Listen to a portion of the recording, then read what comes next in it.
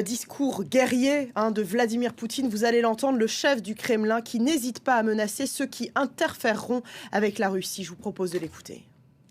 Кто бы ни пытался помешать нам, а тем более создать угрозы для нашей страны, для нашего народа, должны знать, что ответ России будет незамедлительным и приведет вас к таким последствиям, с которыми вы в своей истории еще никогда не сталкивались.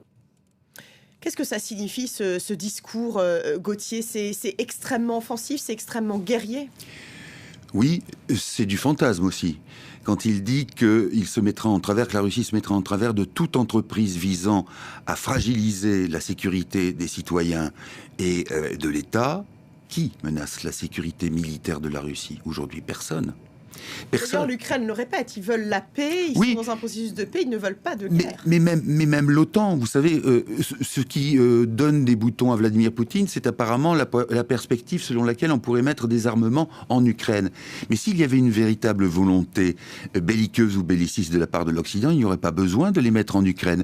Vous mettez des missiles à Brest, en France, aux Pays-Bas, au Royaume-Uni, même en Allemagne, et ça atteint Moscou. Donc, si vous voulez, ce regain de tension, la question qui se pose, c'est de savoir si il est le fruit de l'imagination de Vladimir Poutine, ou bien s'il y croit vraiment, ou bien encore si c'est une manœuvre cynique. Parce que, encore une fois, la sécurité du peuple russe n'est pas en danger. Deuxième point. La sécurité du peuple russe, on ne peut pas dire que ce soit une préoccupation d'ordinaire magistrale ou primordiale chez Poutine. Si tel était le cas, en 22 ans de pouvoir, il aurait diversifié considérablement l'industrialisation, l'industrie russe, pour qu'il y ait des créations d'emplois, pour qu'il y ait un certain nombre de personnes qui émergent, qui regagnent cette classe moyenne qu'il avait contribué au début des années 2000 à créer. Mais ça n'est pas le cas. Aujourd'hui, si vous voulez, quand le prix du gaz est haut, tout va bien. Quand il baisse, on procède par le chômage en Russie ou par la réduction du salaire. C'est quand même invraisemblable de voir ça dans un pays aussi riche.